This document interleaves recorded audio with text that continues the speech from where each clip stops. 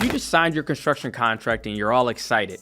You think your work starts next week, then nothing happens for 2 months. You start wondering if you just got scammed, your contractor isn't returning your call, no workers show up, no materials get delivered, and you're probably thinking, what the hell is going on? Here's the truth. There's a whole process that happens between signing and breaking ground that most contractors never explain to their clients, and that's why homeowners panic when they don't see immediate action. I've been building custom homes in Houston for well over 15 years, and I've managed hundreds of projects from contract to completion, and I can tell you exactly what should be happening during those first few weeks and what it means when it's not happening. Because the contractors who handle this phase professionally are the ones who deliver great projects, the ones who wing it, those are your nightmare stories. The first thing that happens after you sign is your permit application. And this is where most projects hit their first major delay. In Houston, permits can take anywhere from 2 to 8 weeks depending on the complexity and which departments you're dealing with. Simple bathroom remodels may just be 2 weeks. Custom home with complex structural elements could be 2 months, if not even longer. Here's what most homeowners don't understand. We can't do anything without permits. Can't order materials, can't schedule crews, can't break ground. Everything waits for those permits. Good contractors submit permit applications within 48 hours of you signing your contract. They know exactly what documents are required. They have the relationship with plan reviews. They follow up on weekly statuses. Bad contractors wait weeks to submit permits. They submit incomplete applications that get rejected time after time. They don't follow up, so applications sit in limbo, often waiting for you to call them. I had a client who hired another contractor before coming to us. 3 months after signing, still no permits. Contractor kept saying, any day now. Turns out he had never even submitted the application. When you sign a contract, ask, when will permits be submitted? What's the typical approval timeline? How will we track the status? The other thing that we do that's a little bit different is when we know there's long permit hold times, we don't ask for you 35% or 50% up front. We ask for modest, reasonable amounts that incentivizes us to get your project to the next stage. While permit processing, material selection should be happening, this is where projects either stay on track or fall apart. Most contractors handle selections terribly. They give you a list of 47 decisions to make and say, get back to me when you're done. Then they wonder why projects get delayed. Here's the reality. Material selections are overwhelming. That's why clients get paralyzed by choices. They research for weeks, trying to make the perfect decisions. Meanwhile, lead times are just ticking up. Good contractors advise you that depending on how complex your project is, you might need to hire the services of an interior designer. They can help you organize and structure your entire process of making selections. Knowing things with long lead times can definitely be picked up. They help you break it up into flooring and tile, fixtures and finishes. They guide you through decisions within a logical order. They also can explain lead times up front. This tile has been on hold for 12 weeks. If you want it, we may need to order it now, even though we won't be installing it for 3 months. Bad contractors dump selections on you all at once. They don't explain lead times. They don't track what you've decided versus what is still pending. I've seen this delay projects well over 6 months because clients couldn't decide on the cabinet hardware. 6 months for drawer pulls? Once selections are made, materials need to be ordered. This is the more complex than most people realize. Different materials have different lead times. Lumber might be available next week. Custom windows might take 8 weeks, if not longer. Appliances could be on back order for 4 months. I had a project before the appliance was on back order for well over a year. Good contractors create detailed material schedules. They know exactly when each item needs to be ordered to arrive when it's needed. They track deliveries and follow up on delays. They also coordinate deliveries with the construction phases. No point in having hardwood floors being delivered when you're still roughing plumbing in. It'll just get damaged or lost. I've seen bad contractors who try to order everything at once and end up just losing material, or even worse, wait until the last minute.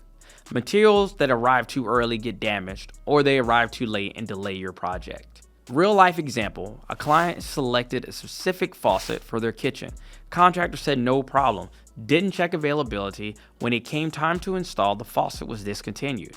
Had to redesign the whole kitchen island to accommodate a different faucet. While materials are being ordered, subcontractors need to be scheduled. This is like playing 3D chess with people's calendar. Electrical rough-in has to happen before insulation. Insulation has to happen before drywall. Drywall has to happen before flooring.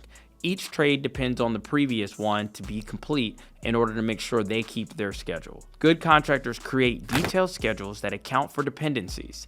They book subcontractors weeks in advance. They have a backup plan when someone gets delayed, because this is construction. Someone always gets delayed. They also communicate the schedules clearly to their clients, as well as the subcontractors that they expect to be on schedule and on time. If the electrician will be there on Tuesday and Wednesday, but the plumber starts on Thursday, don't schedule any deliveries until Friday. Bad contractors schedule a day by day.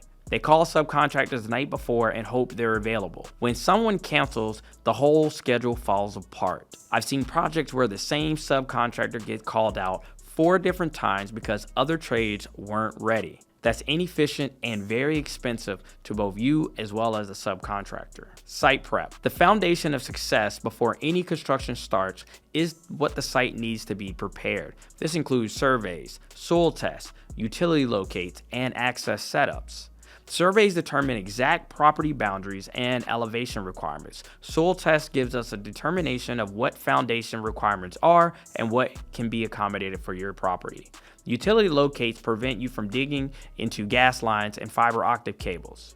Good contractors handle all of this up front. They know which tests are required for which types of project. They coordinate which utility companies and surveyors they can. Bad contractors skip steps or even handle them reactively.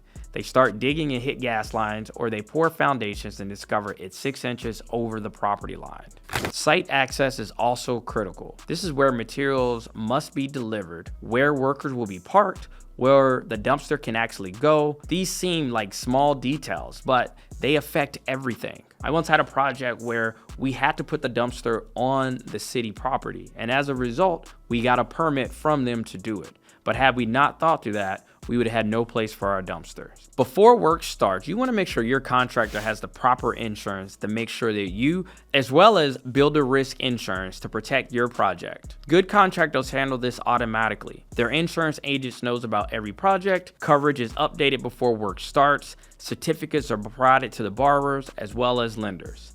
Bad contractors let insurance lapse, carry inadequate coverage. When something goes wrong, you discover you're not protected. I had a client whose previous contractor's worker got injured on the site. The contractor had no workers' comp insurance, was sued the homeowner, and cost them $50,000 in legal fees and settlements. Always verify your insurance before your work starts. Don't just take their word for it. Get certificates directly from insurance companies and make sure that your contractor has coverage for uninsured subs just in case someone below them loses their insurance. With final inspections and approvals, before breaking ground, there are usually final inspections and approvals required. These departments might need to inspect the site, HOA might need to approve plans, utility companies might need to approve connections. Good contractors know exactly what approvals are required. They schedule inspections in advance. They follow up to ensure everything is approved. Bad contractors discover approvals at the last minute. Oh wait, we need an HOA approval. That'll take another 3 weeks. This is where communication becomes critical. Contractors should be updating you weekly on approval statuses. Permits approved, HOA review scheduled for next Tuesday, utility approval pending. Here's where most contractors fail. Communication during pre-construction phase. Homeowners expect daily updates once they sign a contract, but there might not be visible progress for weeks. Without communication, clients assume nothing is happening. Good contractors send weekly updates during pre-construction. This week, we submitted permit revisions, ordered windows, scheduled electrical rough-in for week 15. They explain what's happening and why it takes time. They set realistic expectations for when visible work will start. Bad contractors go silent during pre-construction. Clients call asking for updates and get vague responses. Everything's moving along fine. Then permits get delayed or materials are backordered. It's a surprise to everyone. So when you sign your next construction contract, ask about the pre-construction process. What happens first? What's the timeline for each phase? How will you be updated on progress? A contractor who can clearly explain their pre-construction process is probably organized enough to handle the actual construction professionally. Let me know in the comments what questions you have about the pre-construction phase. I'll answer them in the future videos, and subscribe for more insider knowledge about construction projects, because the more you understand the process, the better your project will go. The time between signing and breaking ground sets the tone for your entire project. Make sure your contract handles it right.